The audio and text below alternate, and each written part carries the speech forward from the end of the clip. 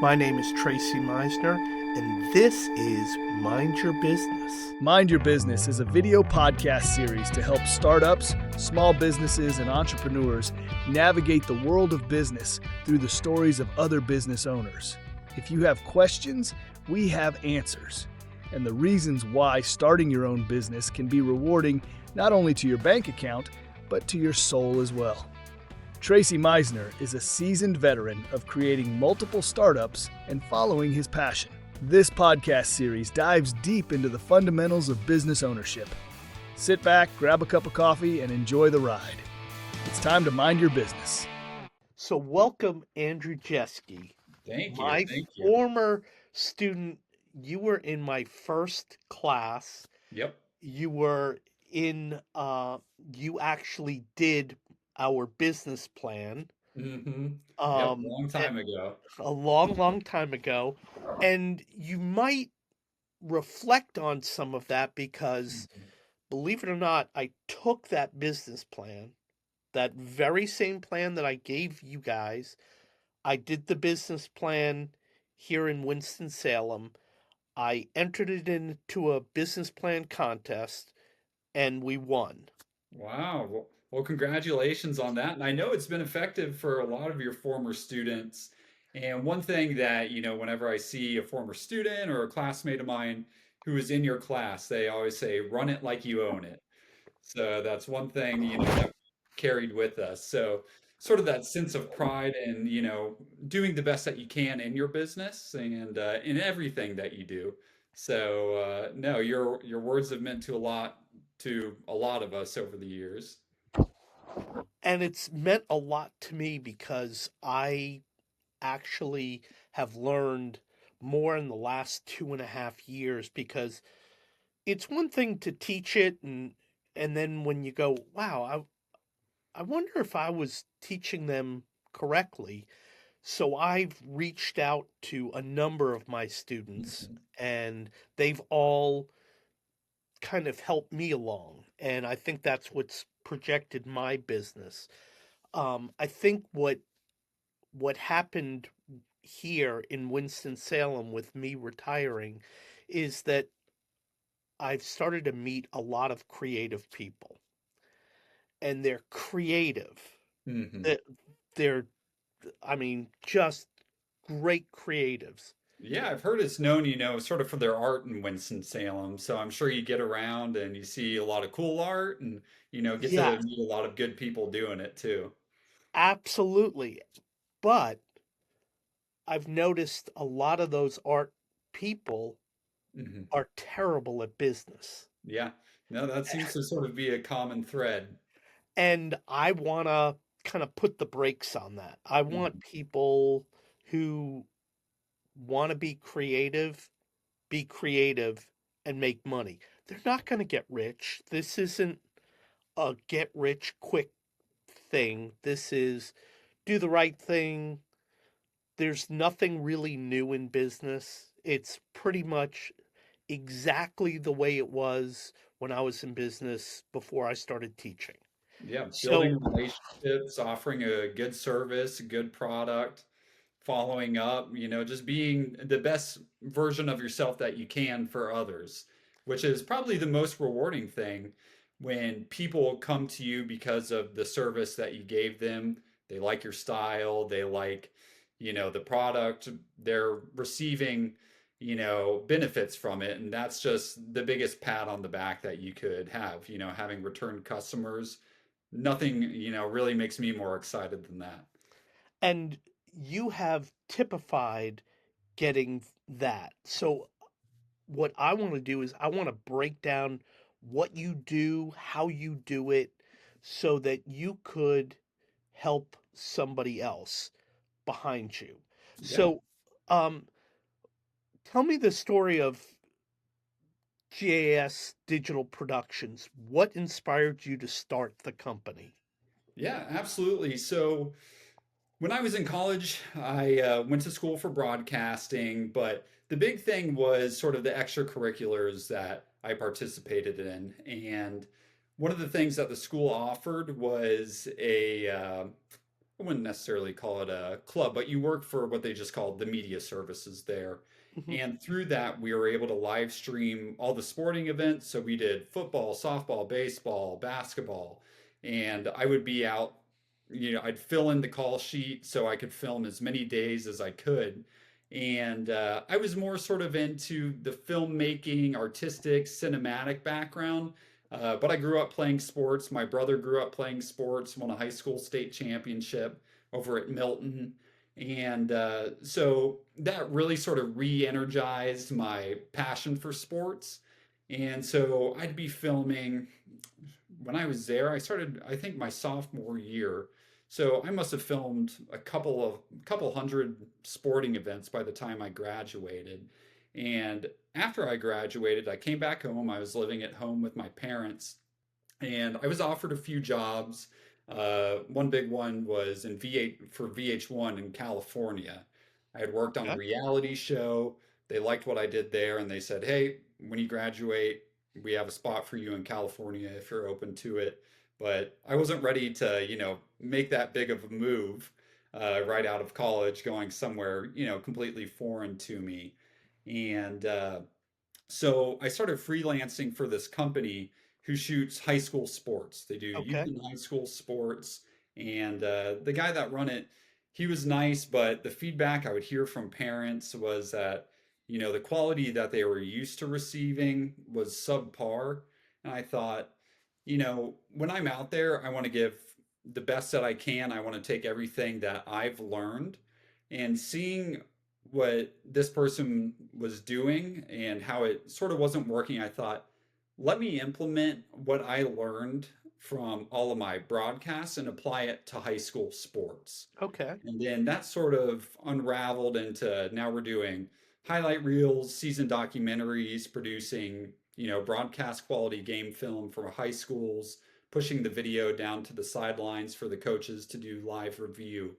And but that came, after a few months of freelancing. I had some other job opportunities, but it's funny, and you probably remember from your class, have always been sort of more of like a lone wolf, Yep. and it feels sort of cheesy to say that, but I went for this one job interview. It's sort of a funny story, but it was just doing corporate video, uh, really nice place, like you see in movies where it's a startup, they have ping pong tables, a cool chill lounge, and during the interview they said, okay, uh, you're on to the second interview, we really like you. And one of the great things about our company is on Halloween we'll dress up and everyone will be there editing. And I thought, do I really want to? I had this mental image of me dressed up as a clown editing, and I thought, this is not really my style. But my brother, who's super passionate about sports, and he has a degree from UGA in sports marketing, so it was easy to get him involved with this. And he's actually the one that came up with it. Gas Digital Productions, Greater Atlanta Sports, which has led to, some good puns for social media, fire Yeah. up your sports video. And this year, we're in our ninth year, and starting up in August, it'll be year 10. So it's sort of hard to believe that it's been Wow. this long. And, it's been a journey, and we're still, improving what we're doing every day, seeing, new video techniques, new gear, you know, It different gets it templates. gets easier. It does. It does. I think for anyone starting off in business, you have to have that grind, you know, always. But in the first few years, there was the staying up, till 6 a.m., working on the website, reaching out to people. I must have sent thousands of cold emails before we landed, our own client. And then after that, it just starts to steamroll. And that's, a great feeling that you'll spend all of this time, trying to get clients. And then you continue to offer good service, you continue to improve, and then they start coming to you and you start to think, okay, what I'm doing is actually working. People like it. It's offering them, great benefits. And so no, it's been a huge passion. It's pretty much, been my entire life. Yeah. but got married, have a kid now, so that's So now become a now you're legit. You've got a kid, you're married, you that's got right, a got the ring on the finger. yep. Um so let's go back to the original. You were working for somebody Mhm, and he had an idea and you took that idea and you made it better. mhm. Now, with the idea to make it better, did you charge more? Did you charge less? Did you charge the same? You know, to tell you the truth, I was so new to it all. You know, I had never really priced out services other than being in college, doing wedding videos or music videos, just small projects for friends. So I really didn't even know where to begin. So I was essentially just paying myself a little bit more than I was being paid. And at the time, you're 20, 21 years old. And it's like, wow, I'm getting $75 for a gig. And then you fast forward 10 years, $75, it seems crazy now. And it's not something, that you would even think about doing, but you have to start somewhere. And, so that was just sort of where we started to, you know, really have content to put out there for others to see. Okay. So, how did you land your first big client? Who was it? What did you do? Yeah, so that's actually a good question. And what's funny is when I was at my parents' house working out of the basement, had our little studio there, mine and my brother's computers, two iMacs set up right next to each other. Um, we had a bulletin board, and on that board, I had one thing. When I graduated high school, you wrote me a graduation letter that said, I expect you to do great things. And I had that pinned up on the board. And then I also had a list of goals. And one of them was to acquire one of the private schools in Alpharetta, Kings Ridge Christian School, as a client. Yep. Because, and the reason why I thought Kings Ridge was when I was freelancing, we were doing a ton of work over there, and I had gotten to know the parents really well, and I just loved the environment. And I thought, this school, I would love to offer them, a great service. And they're a relatively new school compared to some of the other private institutions in Georgia. And I thought we could really kick their video up a notch. And so what's funny is a year or so later, Kings Ridge, I got a call from the athletic director to start shooting for their football team. And once I got that first check in the mail, I put that envelope right up on the bulletin board and wrote, mission accomplished on there.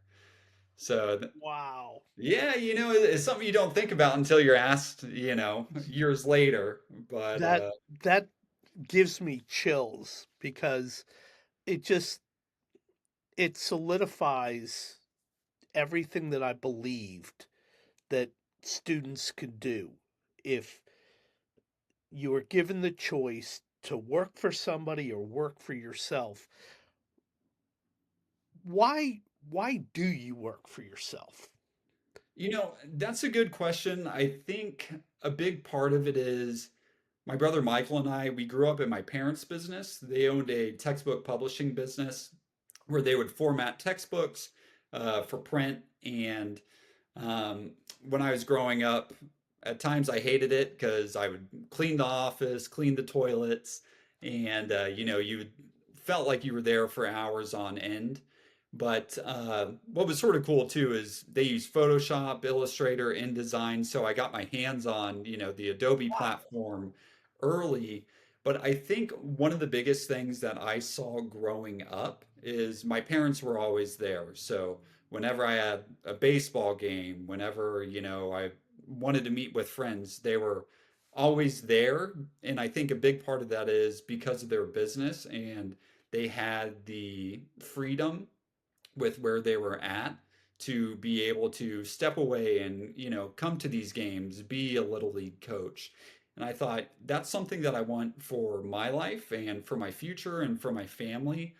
And I think a big part of it too is I've always just wanted to sort of put my flag in the ground, so to say. And I thought, I have these ideas, and I think they could be great ideas that maybe I wouldn't be able to implement if I was working for another business. But this way, I can sort of create my own path. And as I learned, it may be hard, but it's definitely worth it now. And in the long run, having a business, there are the nights where, and there are still nights, where you're up 24 hours, Yep. but it's worth it. And the sense of accomplishment that you feel from Right. owning your own business and, completing projects, receiving great feedback, receiving a paycheck for, a job well done and having them come back to you. I don't think you could really get that anywhere else. And just that sense of accomplishment, I think, can only come um, from owning a business. Um, when you were just getting started, what Mhm. was one thing you wish you had to learn? This is a bad question. Let's skip that one. Yeah, well, I Um, was doing interviews today and I was chock full of them. You have your list of questions, you run through 7 interviews, and it's like, I need to change it up a little bit. And you're, yes. What have some of the biggest challenges you faced as a business owner in this industry? What what do you think is the biggest challenge, and what do you think is the biggest challenge for somebody getting started in business? yeah, so I think the biggest challenge for us was probably that there wasn't another service like it on the market. And we're offering high-end broadcast quality productions for high school sports. And they're used to, one service that we offer is game film, where we're shooting the game from the press box. We upload it to a platform where the coaches are able to go in and analyze the footage for practice and for review. I think the hardest part for us was simply that there wasn't anything else like it. So they couldn't Mm, say, oh, you're like this. And the only basis that they had was from a parent or a little brother filming the game. But when we said, hey, we're going to offer you top quality video, top quality service, we're going to confirm every day with you the time and location of the game because in high school sports, that's constantly changing. We're going to get this footage uploaded immediately after the game, and it's going to be the best footage you've ever seen. There wasn't anything like that. So that was probably the biggest hurdle. that that is hard because when somebody comes up to me with a business idea, if it hasn't been done, there's usually not a market for it. Right. And especially when the only examples that you have are, hey, this is what I did in college. They don't want, some fresh kid out of school. They want somebody that they can rely on. So I think building the reputation too was a big part of it. And I think that's a big part of just getting out there, being seen. It's like, okay, I'm at a sporting event. I see gas on the sideline, see gas in the press box. So I think just having that reputation takes time to build up. Um, so let's talk about the thing that a lot of business owners face, and Mhm. that's creative burnout Yeah, yeah, or periods of low motivation. yeah. You're going to hit it. What what do you do in that instance? Yeah, no, that's definitely something that you'll be hit with, especially if you're, cranking out a ton of video. It's hard to have, new ideas and putting out, the latest and greatest, edits out there. So I think for me personally, the biggest thing that I would do, I haven't hit the gym recently. Our son is 7 months old now, He's keeping you and busy. yeah, so he's, occupying our time, but we absolutely love it. So, but the big thing for me, just to sort of decompress, go hit the gym for about an hour, and then, just try not to think about the edit, and then you come back to it, with sort of a fresh view. Hmm. And something I like to do too, which I'm sure a lot of people do, um, it's sort of like a double-edged sword. It's nice to consume media that influences you, and you can see, oh, this person, does this great, and I love these angles that they're capturing. But you also want to have your own, sort of unique point of view. And so that's one thing, just watching something great, even if it's not, for us sports related, watching a great film, watching Stanley Kubrick or something like that, Right. just to, take in some art and, just sort of slow down. So in your business, it appears like you're like going 100 miles an hour Yep. because there's so many sporting events. Like there's more market than there is Jeschke. Right. Um, so what are you doing to combat that? Are you doing stuff like raising your prices? I mean, for example, I look at my pricing for when Mhm. I got first started here in Winston-Salem, almost 3 years ago. I wouldn't touch anything I would have done 3 years ago. We're now at a really nice place. We've got 4 clients. That's it. Four. Yeah. And that's all you Um, need. yeah. And it's the same clients over and over and over and over Mhm. again. Um, and I forgot where I was headed with Yeah. this. It's Um, okay. I sort of forgot too. It's um, but what are you doing about pricing? Yeah. And actually, I think sort of where we were heading was what do you do to handle the influx of all the work and how do you service? And I think that's a big part of it too, is pricing yourself where, you could sort of weed out some of the clients and then take on the ones that are going to be most beneficial to you and you could be most beneficial to them. And what's sort of funny, you turn down some clients, and maybe for people who are first getting started, you don't want to do that at all because it's, sort of feast or famine, and you want to take in all that you can. But once you become a little more established, what I think you will find, and I think that you've probably found too, is once you price yourself a little bit higher, you're also getting higher quality people that are looking for your services, Yep. who often, like you said, it's a cycle. So they end up becoming repeat customers. They're the best customers. They're the ones that are spreading the word about you because you've done, consistent great work for them.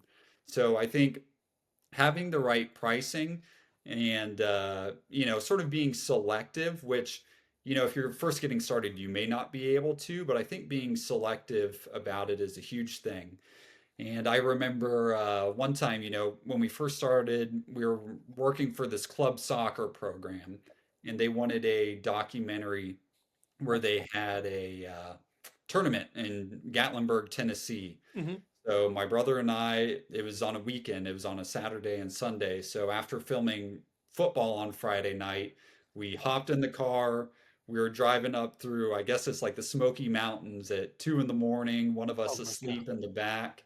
And for what we were doing it for, it's one of the things that you wouldn't touch now, but it definitely creates a good memory to look back on and say, man, we were crazy and slept in the car but it all worked out. And so I think, yeah, just pricing out right and then being selective about who you bring in as clients is big.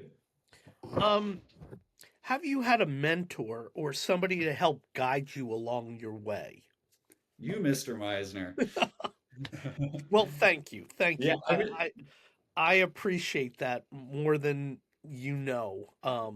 Because I interviewed um Nick Hayward, mhm. and Nick graduated from Alpharetta, and he was class of 2016, so a few years behind you. You went 2010, 2011. 2011. Yes, sir. Okay. So he graduated in 2016, so you were long gone before he even Yeah. was there. And he owns a video production company in Athens. Okay, great. And so his podcast will drop on the 15th. Okay. And Well, I'll then be on the lookout for it. I really yeah, enjoyed with Leo listening to it. And Leo is yeah, he comes from a long line of entrepreneurship. Um mhm. he he has all the right things, and I've learned a lot from him. And I learned a lot from you. Um you and I were both in video. We never meet each other Yeah. because our clientels are as far apart as you could Yeah. possibly get. Yeah, Um, but to answer your question seriously, and of course you were one right when I first started. And what's sort of funny, when I was in your class, I had long hair, mhm, quiet. I thought, you didn't think much of me. I was a senior in there, so I was probably taking, entry level broadcasts as just like an easy A to hang out my senior year. But after a few projects, you really started to push me. But honestly, my parents, they've been, my mentors through this. And, mhm, they own their business for upwards of 30 years. right. And so whenever I had questions, they were the go-to. But I think the biggest thing for me was being supportive and sort of knowing that Rome isn't built in a day. So they could have easily said, "Hey kid, get out of our basement. Mhm, You're 21 years old. It hasn't happened yet. Just go get a job." But they were there. They said, "Hey, this could really be something. We want to foster an environment where you can express yourself and you're not put under pressure to go, just work any other job." So, really, my parents, and they're still, instrumental, and we talk about, business all the time, and it's such a part of our lives, uh-huh. that it's, Yeah, just. it's natural. Mhm. Um,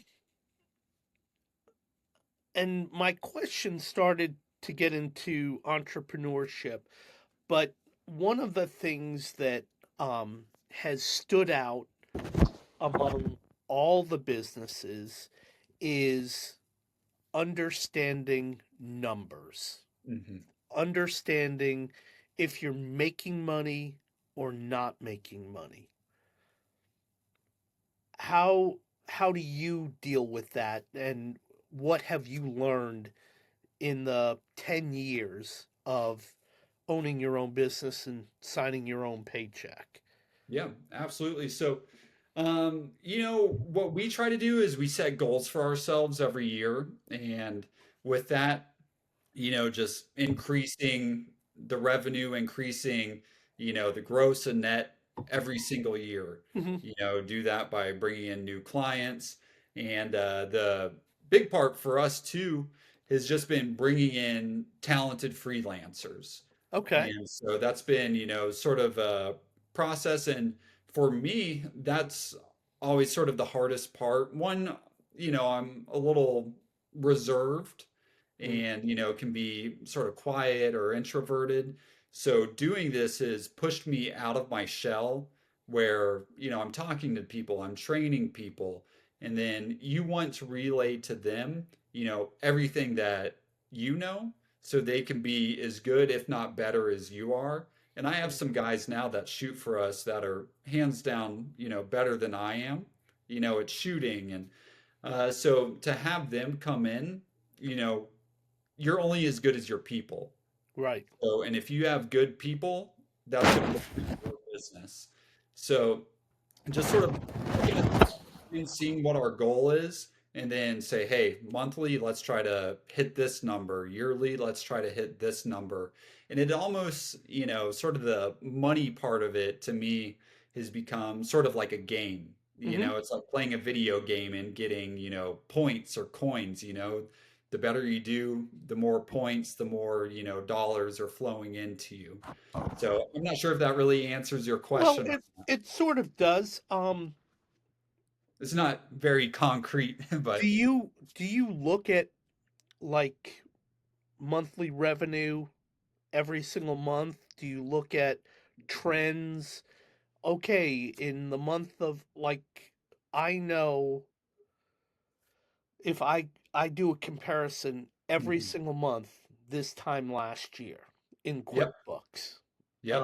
And I do that every single month just to make sure that if our income is the same, that we're lowering our expenses. Hmm. Because for every time you raise your income, uh, your You're expenses paying for are, more gear. yep. And Um, so, yeah, no, I'm definitely on Square. That's where we take in all of our payments. That's exactly what I'm doing. I'm comparing, you know, this time of year to this time last year and seeing, how we compare from there. And for us, we definitely have like a seasonal trend. For mhm, us right now, spring is always going to be busier than winter, yep. because you have lacrosse, soccer, baseball, winter you have basketball. So that's what's sort of nice is you start to learn the ebbs and flows of the business and those times where you may not be as busy. Say for us during the winter, we're not shooting as much. It's like, what else could we do to add to our business? Okay. What other services can we offer? I have a little bit more time, so let me see how can I tweak, our email blast to make them more effective? What can I do to, make our ads appear better on Google and on Facebook? So knowing those trends Mhm. definitely helps you sort of allot your time as well. So what advice would you give someone that's thinking of starting their own company? And it could be like the last couple of people I've had have been Hmm. media production people, but I did interview last week I interviewed a woman who quit the banking industry to Yeah. start a bakery. Oh, wow. Yeah. And so what advice would you give? You know, you came out of college with broadcast media, um, and I've literally the last couple of years of my teaching, I tried to steer people away from going into film school. Yeah. And I was like, if you want to get a degree, learn business. You can do anything, Yeah. anything you want. What advice would you give somebody? Yeah, no, that's really great. I think one thing I would say is not to wait to be perfect. Okay. Because if you wait to be perfect, you're never going to get out there. And for us, and I'm sure every business, it's not perfect. So if you're constantly waiting, you're always going to delay. And the thing is, you're of no use if you're taking in a ton of knowledge. You're reading books, you're reading Napoleon Hill, you're, generating business plans, but you don't do anything with it, then it might as well, just stay within yourself. So my thing is just get started and then refine over time.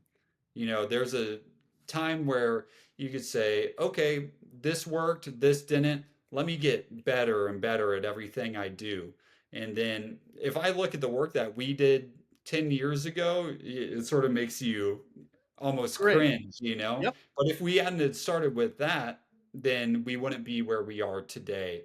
So I would say, one, just get started. Don't wait for it to be perfect. The other thing, too, I would say is to invest in yourself. So whether that be, taking online courses, Mm-hmm. to get better at a skill that you don't have or you recognize that you aren't that good with, Mm-hmm. you know, take those courses, read books, read business books. One of the best books that I got was from my dad. It was right when we started the business. It was Business for Punks. And it's about this brewery in Ireland. I believe Ireland or maybe somewhere in the UK. And, so just taking in as much information from, credited sources from people like you, finding, even if it isn't a formal mentor, Mm-hmm. having somebody that, you could just rely on, that you could talk business with and just get started. But I think what you consume is going to help you. And if you're scrolling on your phone on TikTok or Instagram, that's not feeding, this beast that's trying to come out. Mm-hmm. So if you're putting in, um, putting these thoughts in your mind of taking in, excuse me, I'm stumbling over my words here, No. but you are sort of the product of what you surround yourself with. So whether that be people, whether that be information, you're going to become what you're surrounded with. So I say read, listen, and talk. Um, so you mentioned Instagram, Hmm. and one of the things that led me to this podcast was I kept seeing influencers, even in video, Hmm. that talked this game about scaling your business to, and they talk about having clients on retainer, um, and to the point of making $100,000 a month. Yeah. What's your thought on that? It's sort of tricky this day and age. There are a lot of good people out there that put out, content that is, meant to help you.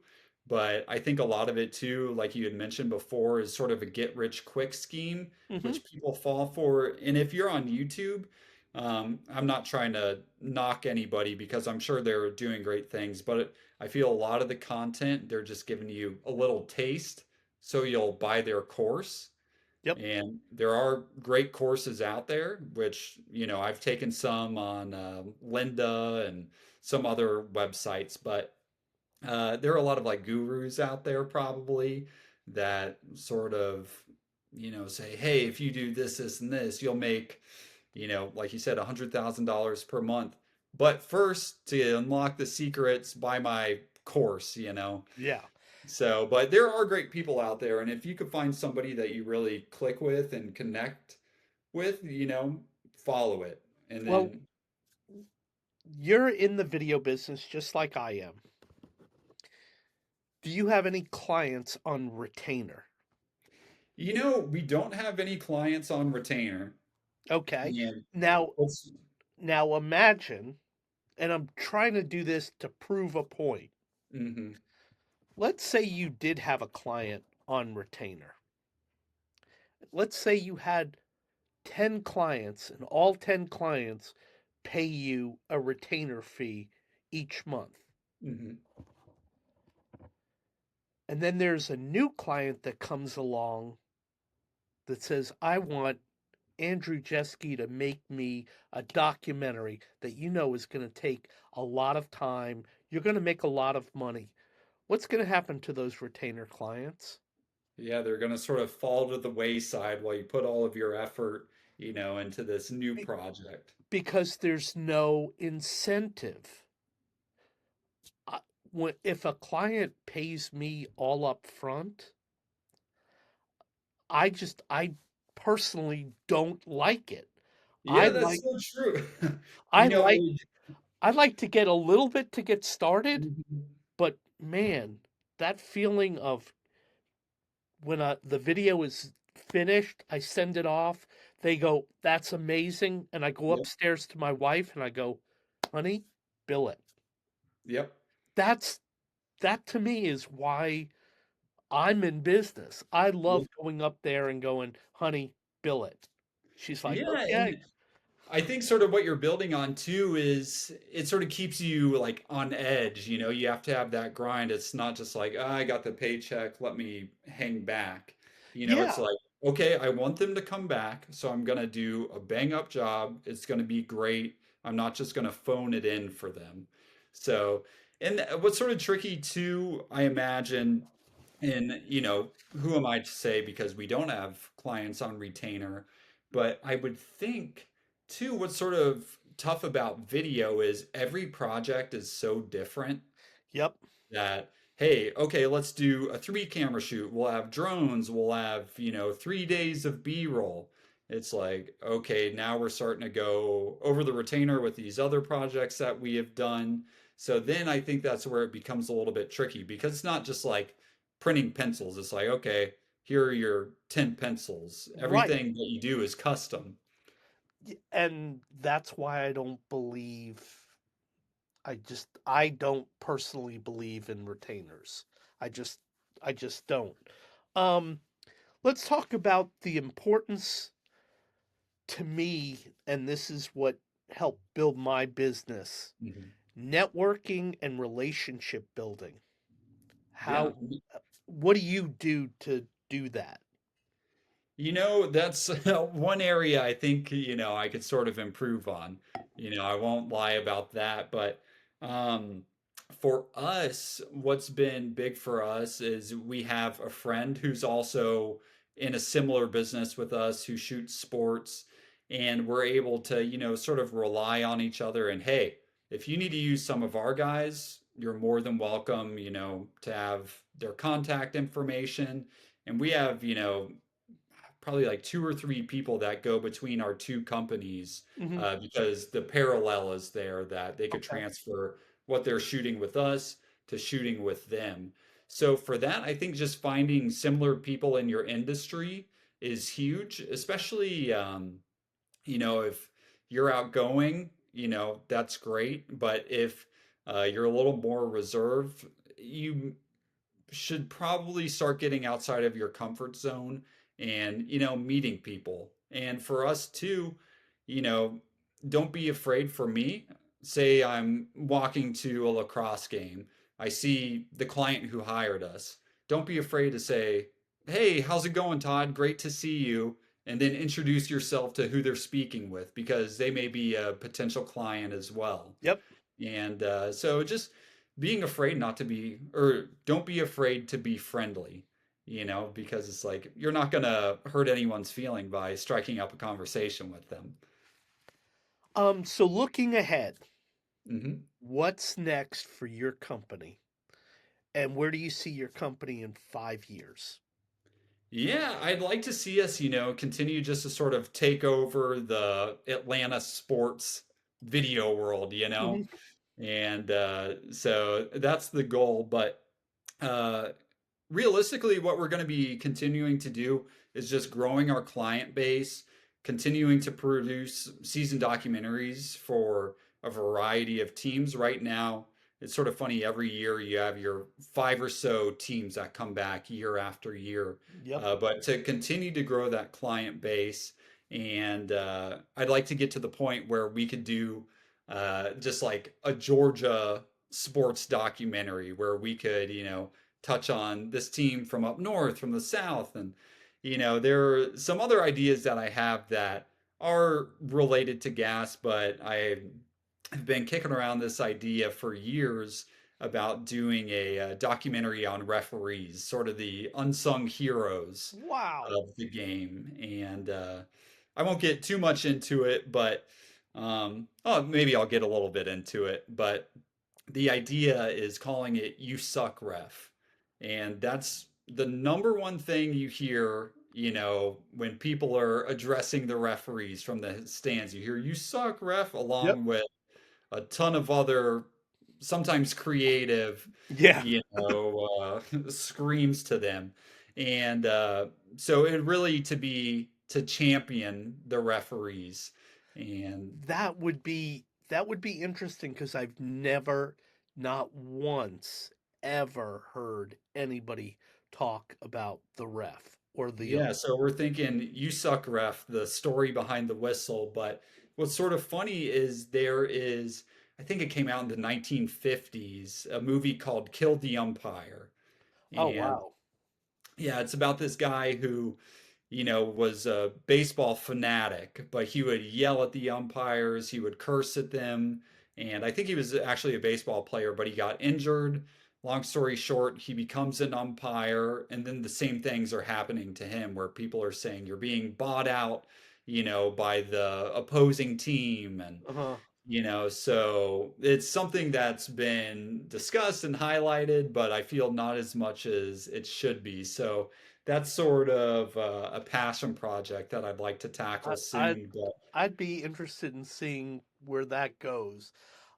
Any other pieces of advice that you would give to somebody that's going to be watching this? My hope is there's going to be some college kid who's thinking, man, I don't know if I could work for anybody. I'm thinking about starting my own blah blah blah company. Yeah. Talk to that person. Yeah, I think, you know, you only have one life to live. So you don't want to live with any regrets saying, oh, I wish I would have started this, or now I'm, you know, working in insurance and this isn't my passion whatsoever. You know, so I say just go for it. If it doesn't work out, so be it. Try again later. You know, the more you do, it's you'll see what worked, what didn't work, where do I have room to improve, and you know, just go for it. It's like it can be scary because you're putting yourself out there, and I think especially coming from a creative side, coming from the video production, photos, whatever. You know, most people that are in our business, I think, start off as artists. So, like you said, the people in Winston-Salem, you meet a lot of great artists, but they don't know where to go from there and how to profit from it. And I was the same way, you know, I wanted to make, you know, these crazy art films, you know, but it's like you said, going to film school, that doesn't seem to be the right path for a lot of people. It is for some people. Um, but, you know, just follow your passion and the journey will sort of guide you. You could sort of plan for it as much as you can. But as you continue down the journey, there are going to be twists and turns that you'll follow that will lead you to great things, to great ideas, to new services that you wouldn't have thought of otherwise. So, the biggest thing, said it before, just get started. And, you know, it's like you don't want to be hurt by putting something out there that you feel passionate about and receiving, you know, criticism. Because I feel all of us video people can be a little bit, you know, sensitive. Yes, we are. So, Yes. you know, because you're sort of wearing your art on your sleeve. And so Yes. the thing is too, you have to separate it and realize that, okay, this is a business. People are paying me for a certain look or a certain, you know, video that gets points A, B, and C across. So they're not criticizing you to criticize you. They're helping you get to a point of giving them a better service, which will in turn allow you to do that for others. Andrew Jeschke, this has been Wise man. so good for my soul. The this is a passion of mine to see people like seeing you as a 17-year-old and 18-year-old to Mhm. now a young man with a family doing your passion, making a living at it. And yes, none of us are here to get rich, but we are rich in the fact that we're doing what we want when we want. Like Yeah. for me, taking Fridays off, I just don't feel like working on Friday. Mhm. So me and my wife, we will just go out and drive through North Carolina. Yeah. Um, and last week we wanted to just go away on Thursday and Friday. Wednesday, Thursday, and Friday. Came back Friday afternoon. It was the start of the weekend. Look at that.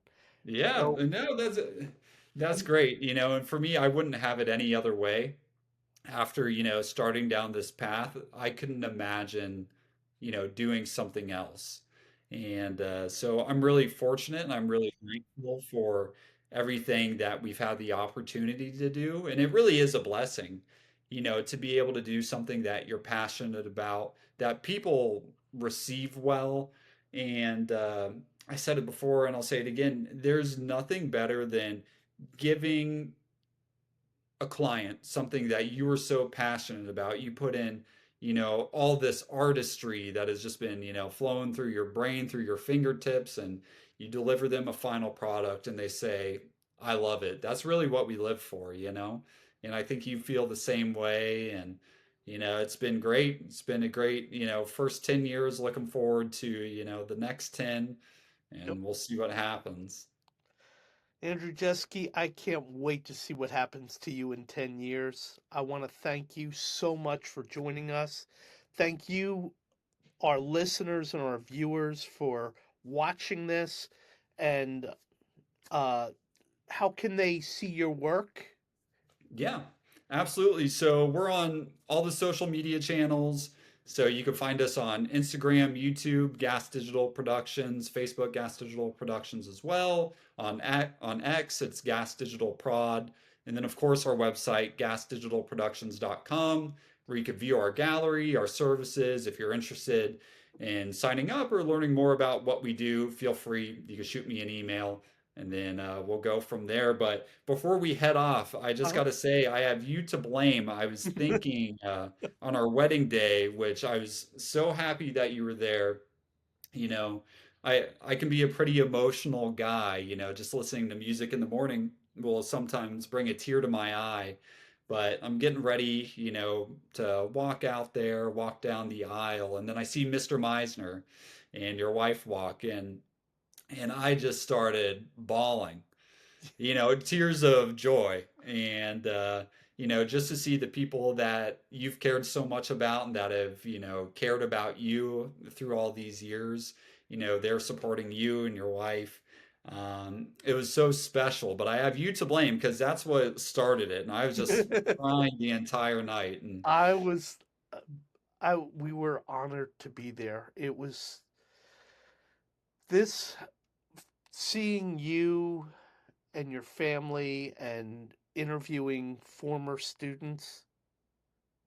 That's why I taught.